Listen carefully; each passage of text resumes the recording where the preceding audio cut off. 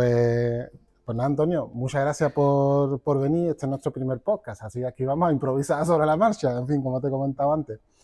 Pero, en fin, para todos los que estáis viendo este podcast por primera vez, en Nexus queríamos pues, hacer algo distinto, traer a invitados que sean empresas asociadas al clúster o también personas importantes relacionadas con el mundo tecnológico de la zona. Y pues por suerte podemos contar con Antonio Mariscal esta mañana de Booking Facts. Y nada, que se va a prestar a que le hagamos preguntas y que aprendamos un poco de cómo ha llevado esa empresa al estado en el que se encuentra ahora, al nivel en el que se encuentra ahora, y que podamos aprender de ti con tu fantástica trayectoria, Antonio Mariscal. Así que muchas gracias, buenos días. Muy buenos días y muchas Y, gracias por haberme tomado de cobaya. hombre, yo, la verdad Yo pensaba que era por ser el decano, posiblemente, o casi el decano. que va, que va. No sé yo quién es el decano del clúster tecnológico. Pues el decano, no, la verdad que No no lo sabe sé. cuál es la empresa más antigua, ¿no? Bueno, da igual, no importa. Pues quizá puede ser Winfax, ¿no? O sea, Booking vosotros del lleváis año desde 2000. desde el 2000, ¿no? Sí, sí, Efectivamente. el Bueno, turismo. pues ya que vamos a entrar en materia, ¿por qué llamaste Booking Fax? ¿Es por el tema del fax, la Sí, tecnología de esa bueno, época? te pongo un poco al día, mira, y te pongo los antecedentes. Yo en el año, mi trabajo después de acabar la carrera y hacer la mili, que entonces se hacía la mili, eh, fue primero en la formación en Confederación Empresarial de Andalucía, en formación en temas turísticos. Y ahí la consultora que se encargaba de la formación, que tenía una consultora turística, me ofreció la oportunidad de irme a Marbella a trabajar en la Confederación de Empresas de Andalucía en una unidad de turismo de la Confederación Empresarial de Andalucía, ¿no? Una unidad que prestaba apoyo a las empresas turísticas. Ahí es donde percibí la realidad de que bueno, Internet estaba ya empezando a pegar fuerte, pero sin embargo, por parte de las empresas turísticas y los hoteleros, el nivel de conocimiento de Internet era muy, muy bajo, pero por otro lado, las empresas que podían prestar servicios a las empresas turísticas de turismo y de hotelería, eso sabía muy poquito, ¿no? También, ¿no? Claro, entonces, bueno, ahí encontré esa oportunidad, ¿no? Hice un pequeño estudio a mediados del año 2000, principio del año 2000, y me encontré, bueno, que solamente el 15% de las páginas web de hoteles andaluces tenían sistema de reserva. Y el sistema de reserva básicamente era un formulario. Fíjate. Fíjate cómo, en qué situación estábamos. Con lo cual, la Bueno, posibilidad, y más ahora, ¿no? Mirando, estamos en el año 2025, miras atrás y te parece algo sorprendente, ¿no? Pero era eso. Incluso muchos hoteles en la Costa del Sol había hoteleros que no querían el email en recepción porque se entretenían con internet entonces los claro, recepcionistas. no sé Con lo si- cual, fíjate el escenario, ¿no? El escenario sí, sí. bueno, era muy incipiente. Yo no estaba muy contento en el trabajo que hacía, mi vida en Marbella no me llenaba nada, y decido, pues, con una idea, pues, venirme a Jerez, que es de donde soy, a montar una empresa que iba, gracias a Internet, a poner en contacto los operadores turísticos y la oferta turística unos y otros, ¿no? Básicamente con un proyecto de email marketing.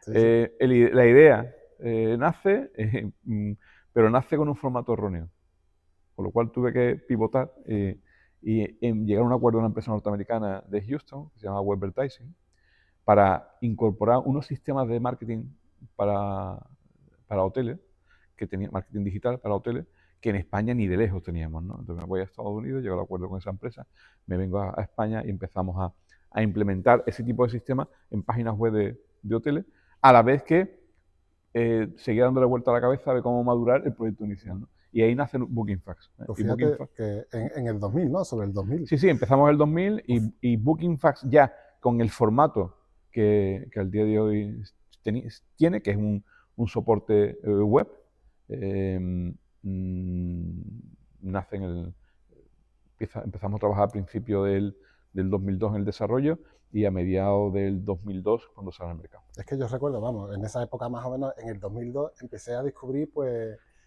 la facilidad con la que podías registrar un dominio. O sea, realmente Internet pegó uno de los primeros booms más o menos por el 95, que podías tener conexión a Internet en las librerías y en sitios muy, muy, Mm. muy concretos.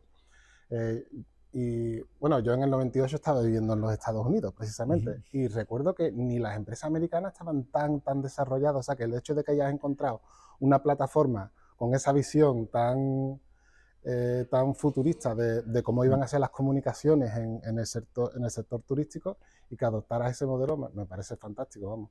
La pregunta que hacían los amigos era, por entonces era, bueno, ¿y de Internet cómo se puede vivir? ¿No? Es una pregunta. Fíjate, hoy en día, ¿cómo se puede vivir, como ¿no? todos vivimos. ¿Cómo se puede vivir? ¿Cómo, vale, tienes un negocio de Internet y, bueno, y de aquí cómo se gana dinero, ¿no? Y ahora nos preguntamos, ¿y cómo pregunta, ¿no? podemos vivir sin Sin Internet, Internet, ¿no? increíble. Así que, Ha cambiado mucho el escenario en todos los aspectos, ¿eh? Pero bueno, nace, y la pregunta inicial de Booking Facts nace con ese Booking, es un concepto turístico muy relacionado con la hotelería, con los... sí, todo lo que son reservas. Claro, con la comercialización de hoteles, de paquetes de viajes y demás. Y fax porque era lo que nos queríamos cargar, que era la forma en que las empresas y los operadores turísticos comunicaban a las agencias de viajes, Claro. que era a través de fax, De y fax. mandaban ofertas, y todos los días llegaban 20 ofertas, 30, a través del aparato de fax o a través del email, y nosotros queríamos innovar desarrollando un sistema que clasificaba la información y no necesitaba de ese tipo de comunicaciones, ¿no? Así fue. Y ahí nace Booking Facts. Y Antonio, ¿con cuántas personas arrancaste con la empresa? O sea, describirme un poco Bueno, esos comienzos humildes. a ver, los comienzos de la empresa y nace con Avantur, que es la base de todo esto, éramos tres, vamos. Tres y además, eso es el full friends and family, es verdad. Es decir, Hombre. Mi padre que me dejó 500.000 pelas de entonces, 3.000 euros, en un local que tenía la puerta, muy cerquita donde tengo la oficina ahora, pero un local que tiene la puerta de obra, además. Me acuerdo de una reunión que tuvimos en una cadena de hoteles, fue de los primeros clientes. Hoteles Monte, que tiene un hotel, el Hotel Puerto Tierra en Cádiz tiene uno, ¿no? Y varios en Sevilla, en Málaga. Bueno, pues decíamos, por favor, que no vengan a Jerez. O sea, nosotros vamos, porque como veían, claro, porque íbamos a desarrollar todo lo que era la web y el sistema de reservas de la cadena, y decía, como vengan aquí, macho, y vean la oficina. Se van a creer que somos unos piratillas o lo que sea. Más o menos. O sea, Claro, tenemos una empresa que no tenemos, ya no es cliente nuestro porque no nos dedicamos a lo que en ese momento nos dedicábamos, pero seguimos teniendo un nivel de amistad muy grande con los propietarios. Eso. Pues, bueno, sí. y eran tres gatos, ¿no? O sea, empezamos tres gatos. Yo creo que, vamos, la mayoría de los empresarios que empezamos con algo online, siempre lo tenemos reluciente online, pero claro, o estamos trabajando desde casa o nos hemos alquilado con suerte un local para poder atender a clientes o porque necesitamos un local por la razón que sea. Y creo que es una cosa muy anecdótica y que se repite muchísimo con empresarios, la visita del primer cliente. Es como, bueno, yo te puedo contar historias, pero bueno. Sí. Como, mejor ir a ver al cliente que el cliente venga a ver. Desde luego. Entonces, fantástico. Bueno, voy a saltar un poquito al presente. Te uniste al clúster, bueno, creo que incluso es una de las empresas fundadoras del clúster, ¿no? Booking Facts. Y bueno, digamos, ¿cuál es tu visión del clúster? O sea, ¿cómo ves tú el clúster, digamos, en 3 o 4 años, ¿no? O sea, a ver, dice que el diablo sabe más por viejo que por diablo, ¿no? Entonces yo me voy al pasado y en el año 2003, en el caso de Cádiz, creamos la REI, se llama Red de Empresarios de Internet, aquí de Cádiz, la REI. Y éramos varias empresas que entonces estábamos en el mundo Internet, ¿no?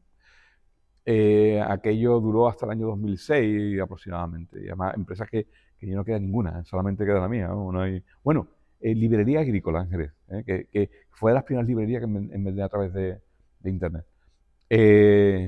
Fue la primera asociación que se crea de empresas de Internet en España, y fue la REI, fue aquí en Cádiz.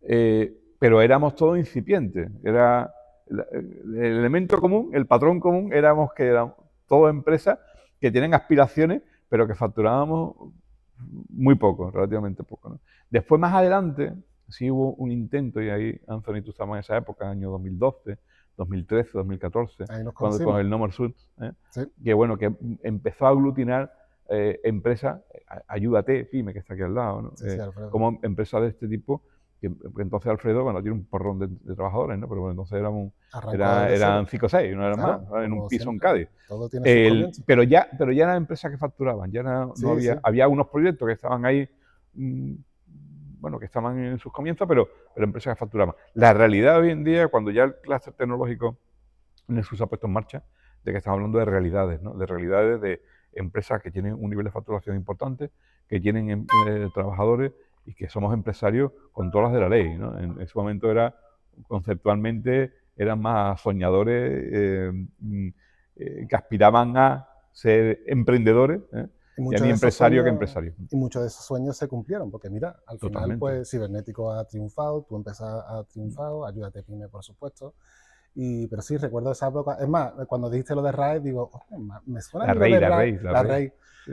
porque sí, te conocí justo en esa época y nos lo presentaste, esa asociación. Fíjate, Estuvimos porque hablando. en esa época incluso se plantea la posibilidad de recuperar el proyecto Rey.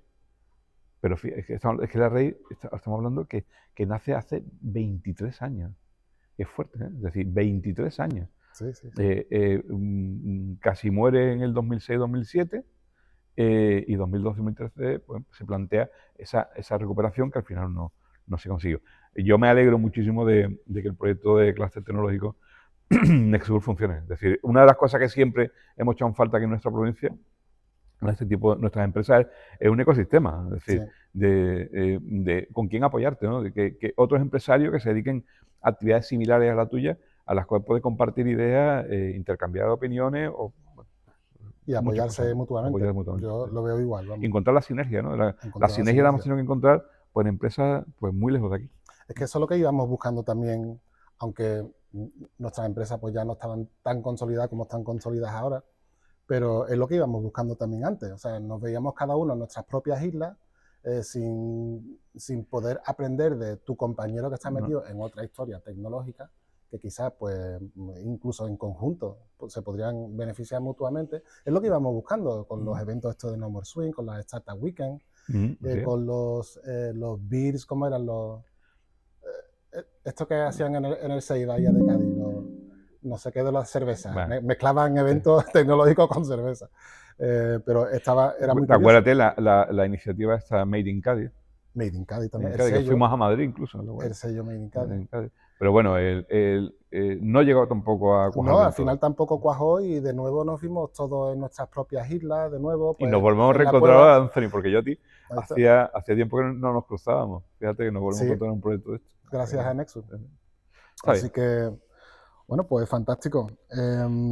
Una pregunta curiosa que se me ocurrió y no sé si es Venga. una buena pregunta, pero bueno, te pongo ya en el sitio.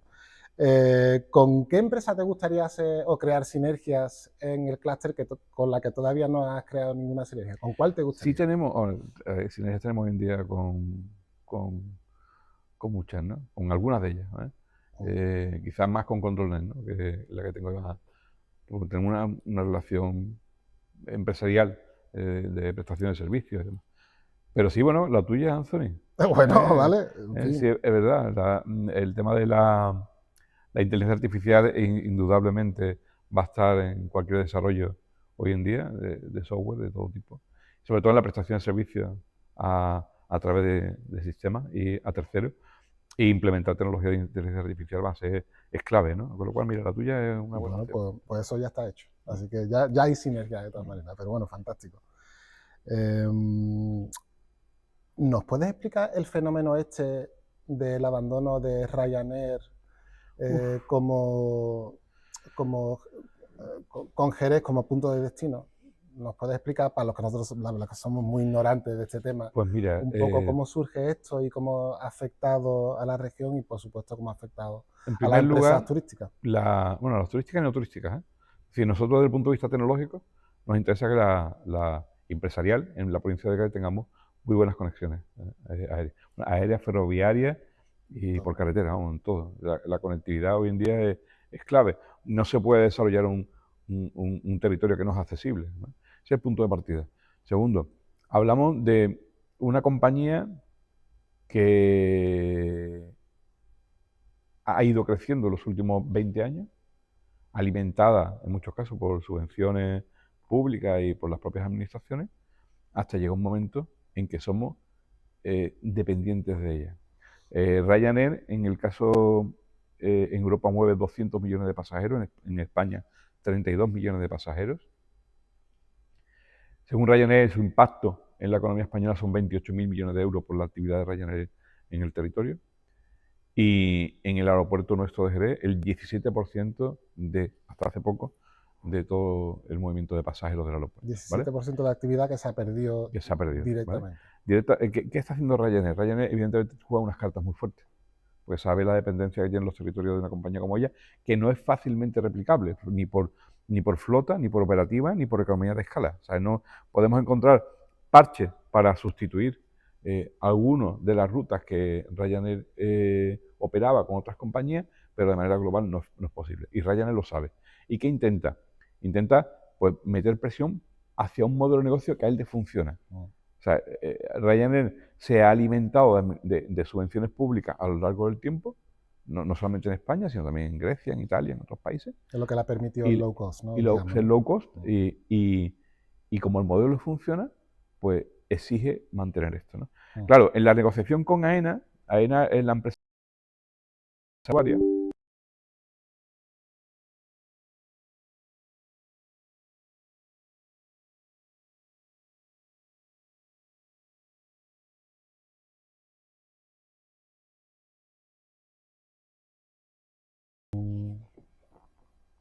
Vale, pues Antonio, ¿cómo están afectando los conflictos bélicos globales a la industria del turismo y concretamente a Booking.Facts? Bueno, a nosotros ahora mismo nada, y a nivel global tampoco te creas, ¿eh? Es decir, afectó la pandemia, evidentemente, porque fue un evento a nivel global, ¿no? Pero normalmente los conflictos afectan de manera muy, muy local. Y curiosamente, algunos de los países más turísticos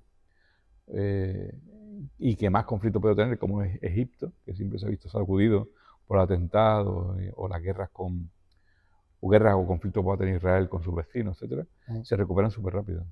Es increíble.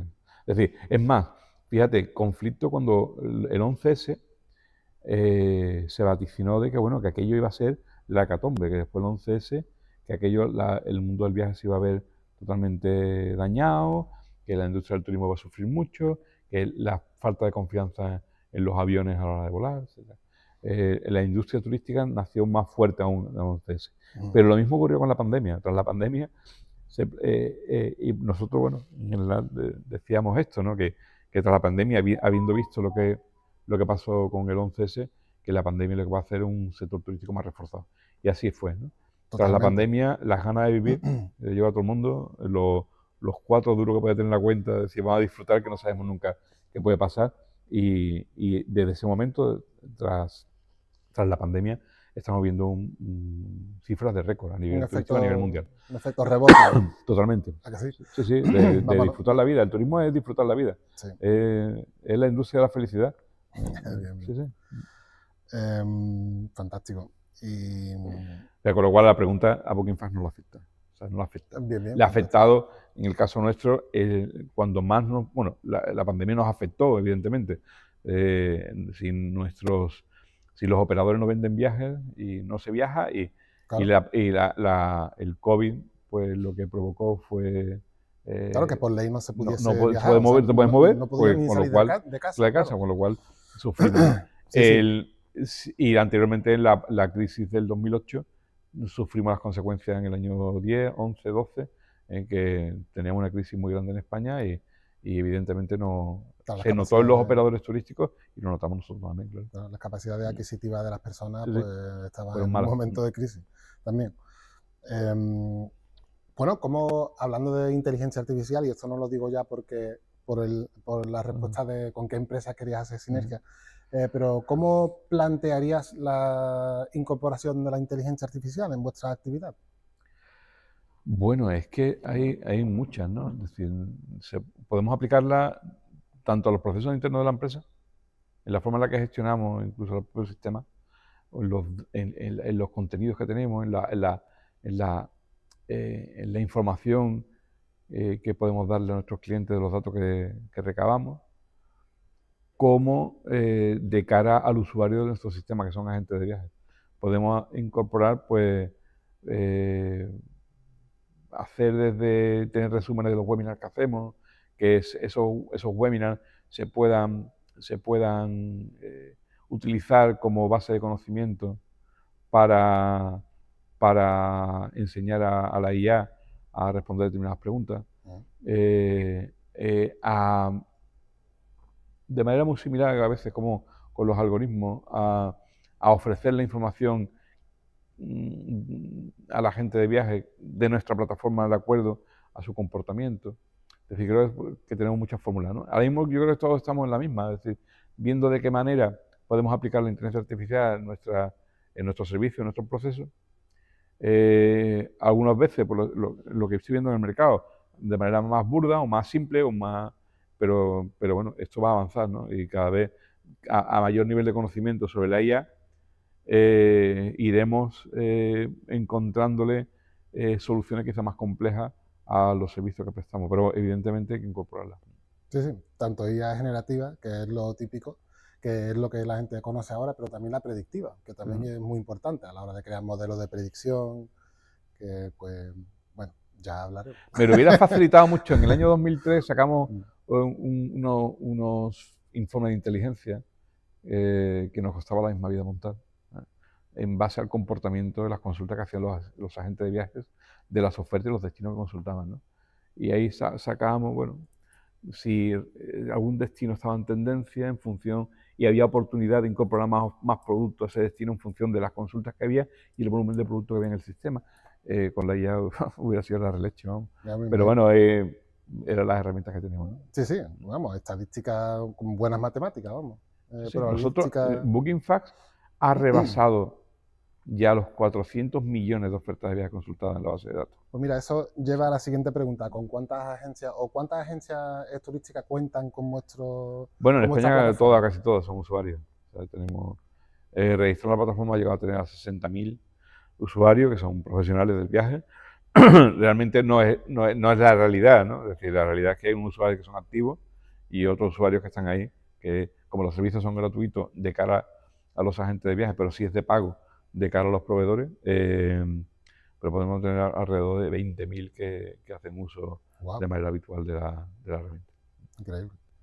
Pues tengo ya pocas preguntas, Antonio. Estamos llegando ahí al final.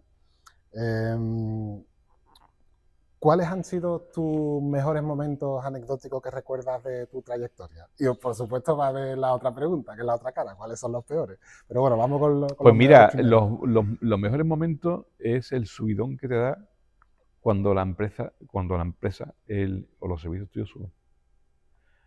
Y que es cuando estás en la cresta de la ola. Es decir, y la cresta de la ola no fue el momento en que más podemos facturar, sino cuando veíamos que actualizábamos y decía, o sea, y el subidón de usuarios iba subiendo el número de usuarios que tenían, y subíamos a alrededor de 300, 400, 500 semanales. Esto que es una locura, ¿no? Y dábamos F4 actualizar y veíamos los datos de consultas, ofertas de viaje, cómo se disparaban las consultas a la base de datos, ¿no? Entonces, eso fue un motivo de, que dice, tío, algo bueno estamos haciendo, porque no es fácil, ¿no? En segundo, cuando viene la época de los reconocimientos, ¿no? En el año, al principio, la AGE en el 2002 que nos dio el premio Joven Emprendedor aquí de Cádiz. Y bueno, en premios de esto pues, nos han caído pues, un buen número de ellos, ¿no? Esa es la satisfacción, ¿no? El ser reconocida la empresa, ¿no? Cuando íbamos a cualquier feria de esta de turismo y decíamos que era un Bookingfacts, era Bookingfacts, tío. Tal, el ser reconocido por gente de cualquier punto del territorio. Cuando nos trasladamos, cuando quisimos trasladar el modelo de negocio a otros mercados, en algunos casos bueno, fue ilusionante, por ejemplo, cuando fuimos a Argentina, fue frustrante cuando vimos que Argentina es muy complicado el mercado argentino y decidimos cerrar, o cuando nos fuimos a Italia, o cuando empezamos en Portugal, o sea, fueron momentos muy chulos. El tema argentino era más bien por el tema de la moneda, los cambios, todo el tema económico. Es complicado. Argentina, ¿no? Es complicado en general, en todo, pero bueno. Seguimos manteniendo Italia, eso sí. Y Portugal hubo una época que íbamos mucho a Lisboa, llegábamos a tener incluso un socio en Lisboa que gestionaba la aplicación en portugués. Y, bueno. Y los momentos malos, bueno, pues la parte técnica, ¿no? De esos momentos que tú dices, no puedo creer qué ha pasado, aquello se cae, puede ser un ataque de negación de servicio, que de pronto te caen los 6 servidores que teníamos, y decir, bueno, la cabeza, ¿ahora qué hago? ¿Sabes? Que es desesperante. O me acuerdo un día que un técnico me dice, no, nos han borrado no sé cuántas miles de ofertas de la base de datos. ¿Cómo?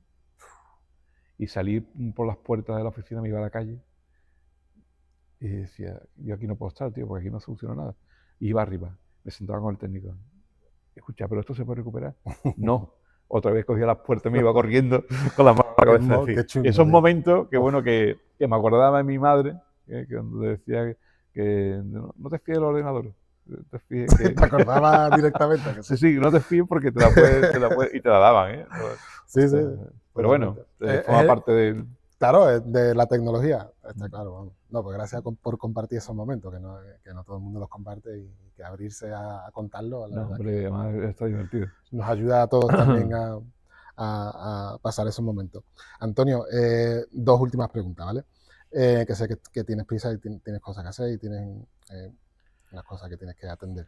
¿Qué consejo le darías a las personas que están arrancando con una nueva startup o con una nueva empresa tecnológica? Para que pues, Bueno, tengan el mayor éxito posible, digamos.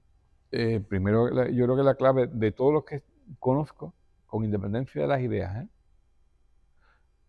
Hay ideas buenas, malas, regulares, hay algunas que fracasan porque la idea no era razonable, o la idea parecía buena, pero después, bueno, aquí cómo se gana dinero, no hay que olvidar que al final hay que pagar pues locales, personal, los impuestos, son muchas cosas. Totalmente. Es la perseverancia, ¿no? Yo creo que es lo que en todas estas empresas ves cuál es el hilo, es la perseverancia, sé paciente, ¿sabes? Estamos en un mundo en el que todo lo queremos al instante y todo lleva su tiempo. Es decir, y aunque seamos tecnológicos y estamos acostumbrados a la inmediatez, todo necesita tiempo, necesita maduración, y si te equivocas, no tener la soberbia de decir yo no me equivoco, sino que optar por cambiar antes de que el proyecto caiga en un pozo, ¿no? Es decir, él busca distintas soluciones, ¿no? Entonces, bueno, yo animar a la gente de que ser empresario es buena cosa, porque no es una cuestión ya puramente económica, es una forma de ver la vida, ¿eh? de ser tú el que dirige tu vida y coge el toro por los cuernos. Te puede dar satisfacciones también, momentos de decir, ¿para qué me habré metido aquí? ¿Sabes? Manolete, ¿para qué te metes? ¿No? Pero que no lo dejen, que lo intenten, que igual que por la vida hay que pasar por muchas fases, no dejar de pasar por ser autónomo empresario, aunque sea algún momento de tu vida, porque vas a poder valorar mucho más quizá otros trabajos, si las pasas mal como empresario, pues valorar el trabajo estable en una empresa, o bien el haber dicho, bueno, tuve la valentía de iniciar un proyecto y gracias a esa valentía, a ese momento, a no tomar una posición cómoda, me encuentro aquí quizás en una posición mejor. Por lo cual, no dejarlo. Es un reto, todo un reto arrancar con una empresa. Y estoy Y de no lo acuerdo. ponen fácil, ¿eh? No, Es no, complejo en todos los aspectos. es muy Es que no difícil. olvidemos, decir aquí esto, el concepto, cuando se habla de emprendedor parece que es una versión light, ¿no? de esto, pero Sí. no lo es ni para los trabajadores, ni para la seguridad social, ni para Hacienda, ni para el gobierno. Es decir, no es light. Eres empresario con todas las letras y con las mismas responsabilidades, y te las hacen cumplir, ¿eh? Es decir, no olvidemos que al final somos empresarios. Y eres el responsable de tu fracaso y de tu éxito. Es tu éxito, sí, así es. Así que hay que caerse y levantarse muchas veces Pues sí, para ejercitar ese pues músculo. sí. Son poquitos los que nunca se cayeron, ¿eh? Totalmente. Es que vamos, mucha casi suerte imposible. tuvieron. No sé cómo lo harían, pero bueno. Ya les preguntaremos. Muy bien. Antonio, muchas gracias Nada, por estar aquí gracias a con ti. nosotros. Y Gracias. una última cosa. ¿Qué pregunta me recomendarías que le hiciera al próximo invitado? ¿Qué pregunta? ¿Y cómo estaba el café? El café estaba bueno, la máquina no es mala, la misma que tengo en casa. Ahí, la de los Sí, niños. sí, Bien, pero bien. sabe. me alegro. Igual, mira, ¿que por qué? ¿Y por qué ha arrancado con ¿Por su qué? empresa? ¿No? ¿Cuál Claro, fue la ¿por qué? situación que le llevó a Sí, yo tener creo que que es la arrancar? parte ¿no? más importante. el por qué. Me lo anoto del tirón. ¿Por qué? Pues nada, Antonio, Muy bien, muchas gracias. muchas tío. gracias a ti. Venga.